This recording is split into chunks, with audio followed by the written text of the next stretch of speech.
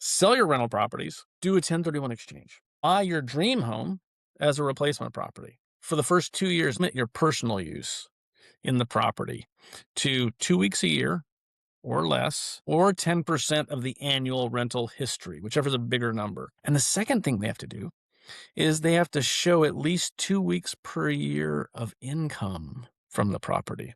So that means you can sell an investment property. You don't have to pay any taxes. You can take all of those proceeds, buy your very expensive dream home, all cash. Welcome to the Real Estate Pros Show, where we interview real estate investing professionals from coast to coast, as well as the service providers that serve the real estate investing industry. Our goal is simple: share what's working now to help you improve and scale your business to the next level and meet the pros that can help you get there. Real Estate Pros is powered by Investor Fuel, America's leader in helping real estate investors and professionals build the business you need to live the life you've always dreamed of. Let's start today's show. Property insurance for real estate investors doesn't have to be difficult, but it does need to be there to protect you when you need it. MyInvestorInsurance.com not only provides insurance at 15 to 30% cheaper than traditional agencies, it's built specifically for real estate investors like you. You can set up an account in about 2 minutes, get quotes on properties, turn on and turn off insurance for your fix and flip or rental properties in around 2 minutes without having to talk to anyone directly, all through our portal. There's no better way or faster way to make sure you've got the coverage you need to protect you, and no more lengthy policies either.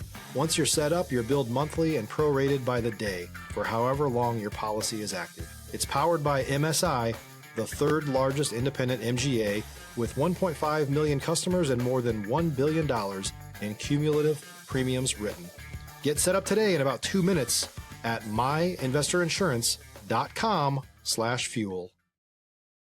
Hello, everyone, and welcome to the Investor Fuel podcast. My name is Olivia, and I'm joined here by my guest, Russell Marsan. We're happy to have you here, Russell. Thank you for joining us. My pleasure, Olivia. It's great to be here. Yeah, we're happy to have you here, and I think our listeners are going to take something away that you've been approaching. So let's just dive right in. Sounds good. So first off, for people who may not be familiar with your world, give us a short version. What is the main focus that you're working on these days? Yeah, short version. Okay. We're the largest facilitator of 1031 exchanges in the nation, right? That's all we do is 1031s. A 1031 exchange is actually the greatest wealth building tool in the entire Internal Revenue Code, right? Because it allows your real estate investors to reposition their real estate assets throughout the course of their entire life without having to pay any tax, right? Because as somebody grows in life, it's guaranteed that their financial objectives are going to change. And as they change, the 1031 allows you to pivot, right, to that type of property that better suits your current financial objectives, because taxes can be pretty punitive. I mean, some states, maybe you're going to pay 20, 25%. But other states like California, you could pay up in upwards of 40% in taxes. It sounds almost too good to be true. Yes. I think if you can explain a little more about the 1031, I think our listeners would really appreciate it. Like a like kind? What is a like in regards to 1031? Yeah, that's a great question, Olivia. There's this terminology in 1031, right? It has to be the property you're selling and the property you're buying involved in the exchange. They have to be like kind with one another, right? So there's this misconception that, as a visual person, you might think, well, that means if I'm selling land, I have to buy land. Or if I'm selling single family rental, I got to buy single family rental for commercial. It's not the case. It's very misleading. Like kind does not mean what a property looks like. It means how it's treated for tax purposes. Any business or investment property is like kind. So that means Olivia, if you own 5 acres of land that has nothing on it, right? You own it free and clear. You have no mortgage on it. You've had it forever. It's providing you with zero cash flow, and it's providing you with zero depreciation tax benefits to help, negate any cash flow if there were any. So it's what we call in the financial analysis world stagnant equity. Your land is worth, $300,000. That's $300,000 providing with zero cash flow and zero depreciation. Stop living on an island and join the #1 mastermind in America for professional real estate investors. Investor Fuel is a community of hundreds of the nation's top investors working together to build stronger businesses and better lives. In addition to the amazing community of real estate investors acting as a board of advisors for one another, Investor Fuel members have access to 100% funding on purchase and repairs for our members only, a health insurance program, and benefits and discounts that more than pays for the membership of most of our members, meaning it's actually costing you money to not be a member of Investor Fuel. If you're looking to scale your business and build a business that allows you to live the life of your dreams, please visit investorfuel.com today and book a call with our team. You can do a 1031. You can exchange out of the raw land, sell it to whoever wants to buy it, and then go out and buy a rental property if you want, or any kind of commercial, industrial, mini storage, right? Now I own cash flow property, right? I have an investment property that's providing cash flow off of my $300,000 of equity. Now I have improvements on the property, so I can take depreciation, which lowers or helps mitigate the tax due from the income on that asset. And in a lot of cases, I may have a better appreciating asset because maybe the land's going to do better long-term than that. The house will do better long-term than the land would have. I can do the entire transaction free, right? Using the 1031 exchange and the sale proceeds. People will be willing to do it if they simply knew the option exists. I can't count the number of times I've had tax advisors, right, tell my clients, you can't 1031 exchange out of raw land to improve property. It's not like kind. That's 100% false. It has never been true. But yet that's out there. And this whole like kind definition is really the reason why 1031 is such a powerful wealth building tool, right? If you look at all of the different asset classes in real estate, like, raw land, single family, multifamily, commercial, industrial, et cetera, right? They all have different financial objectives. So as somebody's financial objectives change in their life, right, they go from appreciation to cash flow to passive, et cetera, right? It allows you to pivot, right, to that type of real estate that better suits your current financial objectives without having to pay the tax.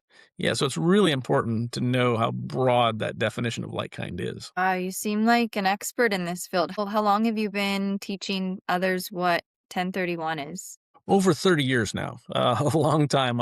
Actually have the designation as a certified exchange specialist, which there's less than 200 of us in the United States that currently carry that. I also teach accredited courses for attorneys and CPAs, so I'm a free resource to all of my clients, legal and tax advisors as well. Wow, that's great. Yeah. All right, I have some more specific questions for you here in regards to Okay, 1031. fire away. And I'm sure our listeners would love to learn from an expert such as yourself. Are you allowed to purchase any of primary property with a 1031?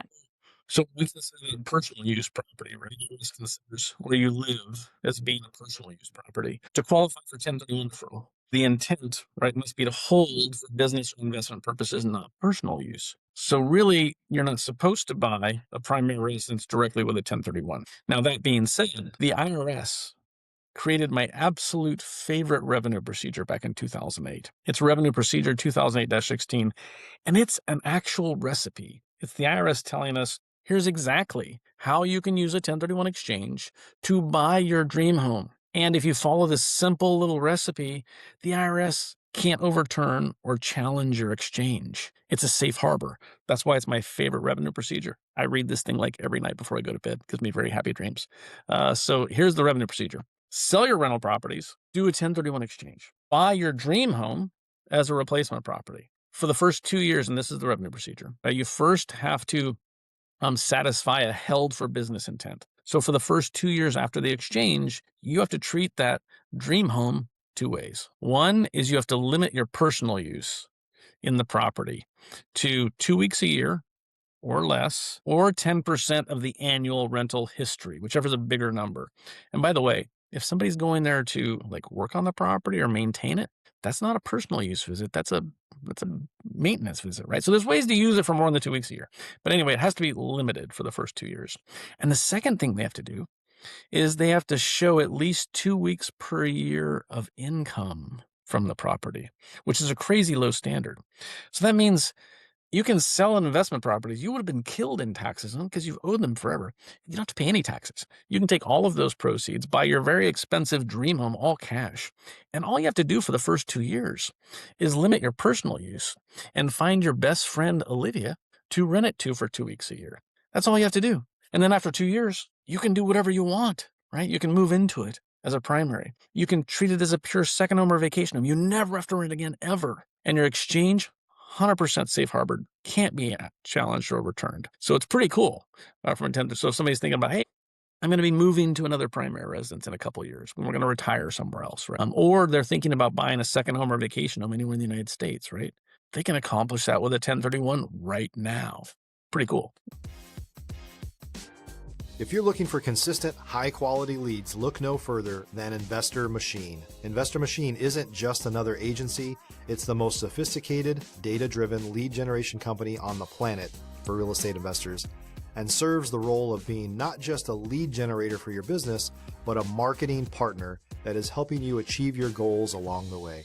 Go to investormachine.com to learn more and schedule a call with our team today.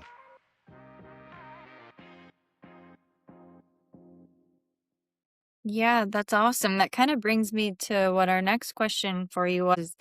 You've had a rental for a long time and you're getting tired of dealing with tenants. Is that something the 1031 can be useful for? I'm super glad you brought this up, Lydia, because this is the number one need that's out there in the market today. Right? People, when you get to be retirement age and you've owned single family your whole life, you're tired, right? Especially in states like California, or non-landlord friendly states, right? You're tired of dealing with tenants, toilets, and trash. And now you want to just, cash out and just hire and not have to deal with those headaches. So what a lot of people have done in the past is they would just cash out of their real estate and pay their tax. And then they would take the after-tax dollars, right? So they gave up 35%. So they're reinvesting 65% what's left over into something like a money market fund, right? And they're going to earn 2.5% passive cash flow and never have to deal with a hot water heater or a tenant again. You just gave up 35% of the income for the rest of your life. You can accomplish those exact same goals with a 1031 exchange and not have to give up 35% and earn more than 2.5% passive. There is what's called a DST, or Delaware Statutory Trust. A Delaware Statutory Trust is a form of replacement property in our world. Basically what it is, it's the most passive form of real estate ownership. When I buy into a Delaware statutory trust with a 1031 exchange, I am a small owner. I'm a fractional owner in an institutional sized asset. It's $150 million Class A asset, like an Amazon distribution center, or a senior care facility, something like that.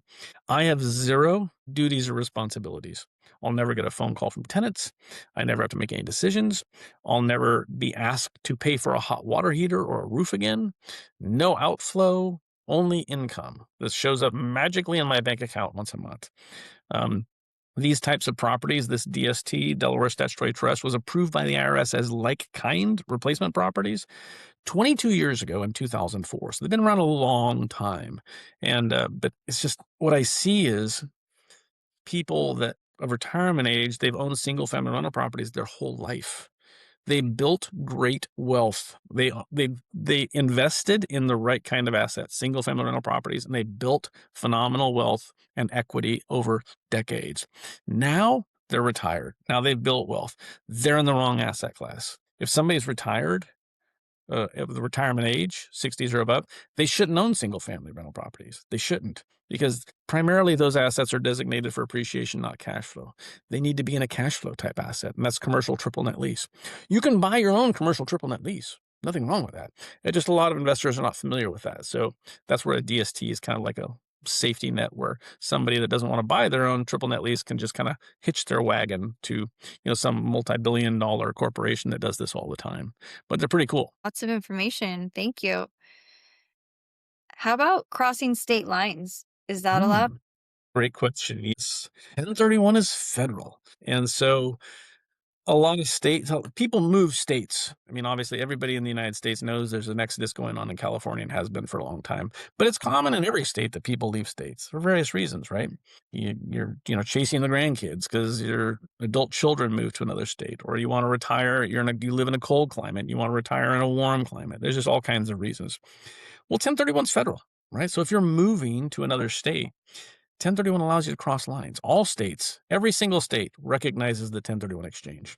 So no matter what state you're selling in, you can sell in that state and exchange into any other state with those proceeds. You will defer federal and state tax when you do so. So yeah, if anybody out there is thinking of moving to another state, relocating, or just buying a second home or vacation home in another state, the 1031 is a great tool to get that done. If you're a new or newer real estate investor looking to launch or grow your real estate investing business, please check out Investor Fuel Club. It's a coaching community, but unlike anything you've ever seen before. And you can actually partner with members of our mastermind from coast to coast on deals right in your market. There's no better opportunity to build a consistent business than to literally partner with pros to help you avoid costly mistakes, avoid the need for capital to do deals, and help you eliminate your fears as you're starting your business. Learn more about Investor Fuel Club at investorfuel.com/club. And can you do an exchange with flipped properties? Oh, good question. Excellent. Like you've done research here. Yeah, there's actually two types of properties you can't 1031, right? One is personal use properties. We talked about that already, but you can go through that conversion process we talked about. The other type of property you can't 1031 is what the IRS considers inventory property. Inventory property means the entire time an investor owns that property, they're thinking of reselling it, right? So a builder, they buy land, they subdivide it, they build spec homes, they sell them. That's inventory property. Flipper, they buy, fix up, and sell. Inventory property. Doesn't qualify 1031. Now, I do get asked this question by clients. They'll call me and say, hey, my realtor said to give you a call. I do flip properties. I'm thinking of doing an exchange on my next flip. What can you tell me? If somebody wants to use a 1031 exchange and it's a flip property, there's only one question I have to ask them in return, and that's this: Mr. and Mrs. Flipper, do you need the money from your flips to live on? And that's the only question I have to ask. Because if they say, well, yeah, that's how we pay our bills, I say, great, don't even think about a 1031. You're going to pay ordinary income tax on your flips, just like the rest of us do on our income. An exchange is not a possibility for you. But some flippers say, no, right? I don't need the money to live on. It's a side hustle, right? They're a teacher, they're a policeman, right? They do something else for a living. What they want to do is roll 100% of the equity from the flip into the next flip. Well, that person needs to start thinking 1031, but that means they need to alter their strategy. So instead of buying, fixing up, and selling, they need to establish a held for intent. So they need to buy it, fix it up, get some rental history in there, and then sell the property. When you go from renting, from being, you basically cross the line from being a dealer to an investor when you rent the property, right? Dealers don't get 1031 treatment. Investors do. Because you're establishing a held for intent. Because a builder's not going to rent out a spec home. A flipper's not going to rent out a flip. So when you cross that line and actually rent the property out, then you've crossed that line and now you're looking at being 1031 eligible. There's no stated time period, right? Because that's the big question. Any of your viewers watching this are like, how long do I have to rent it? There's no stated time period. The IRS has never created a revenue procedure that says this is how long you have to rent it out before you can sell it. So talk to your tax advisor. Most tax advisors that I talk with seem to think 1 year seems to be safe. Buy it, fix it up, rent it out, own it in total for at least a year or so with some rental history, and then sell it and engage in a 1031, right? I mean, if a flipper engages in that strategy, they'll do less flips because most flippers don't want to hold a property for a year. Yeah, they'll do less flips, but they will amass a lot more wealth because they're not giving up 30 to 40% in income tax every time they're selling the property. And there's no right or wrong, right? Makes sense. I mean, if you're just going to flip and live off that, great. But it's just about knowing options, right? If somebody doesn't need the money to flip on, it's just good to know your options. Yeah, definitely. And I know that a lot of people listening are either earlier in their journey or looking to level up. And I think that they would really benefit from hearing this from you. Which part of the country are you in, Russell? I live in Northern California, but I actually travel all over the United States. We're the largest intermediary in the nation by far. About roughly 60% of the exchanges done nationwide are done by us. And like I said, I've been doing it for 30 years. So I work with clients everywhere in the United States. Amazing. And before we wrap things up, is there anything else that maybe I didn't ask you that you'd like to touch on about the 1031? Um, I guess one little thing, maybe it's a little known fact, but our industry, unfortunately, is unregulated by the federal government. So to do what we do, there's no federal regulation, so no bonding, insurance requirements, things like that. So no safeguarding the funds. So, people just have to be careful who they deal with out there in our industry. Just so your listeners know, like I said, we're the largest in the nation. Our parent company is Fidelity National Financial. So we're part of a Fortune 300 company. We have the highest level of safety and security and transparency in the entire industry. So we are the safest that's out there as well. And your listeners out there, they can reach out to me anytime. They can email me. They can call me. I'm always available. Yeah, how can our listeners reach out to you? What's the best way to get in contact with you? Well, I know it's dangerous, but I'm going to give up my cell phone number. So, the cell phone number is 530-755-8355. Email address simple, my first and last name, russell.marsan, Marsan, at ipx1031.com. Okay, can you repeat your telephone number one more time? Because it cut out. Absolutely. Sure. 755-8355.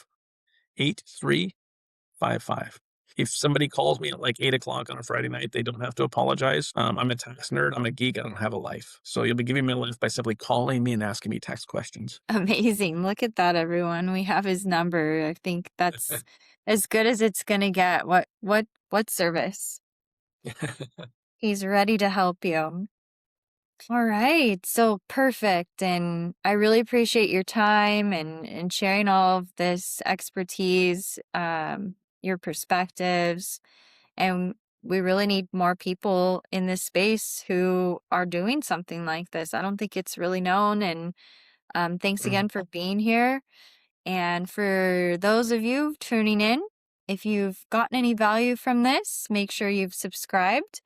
We've got more conversations coming with operators just like Russell, who are building their businesses out there. And we'll see you on the next episode. Thank you, Russell. Thank you very much, Olivia. It's a pleasure. Thanks for joining us for today's Real Estate Pros Show. You can learn more about the amazing benefits of the Investor Fuel Mastermind community, including surrounding yourself with hundreds of other rock stars, 100% financing for your deals, and members-only discounts from vendors you're likely already using that, as a member of Investor Fuel, will save you more than the cost of your membership. Visit investorfuel.com to learn more. If you're interested in joining us as a guest of this show, please visit investorfuel.com/pros to apply. You can also check the show notes for access to free resources, how to get access to world-class lead generation, and much more.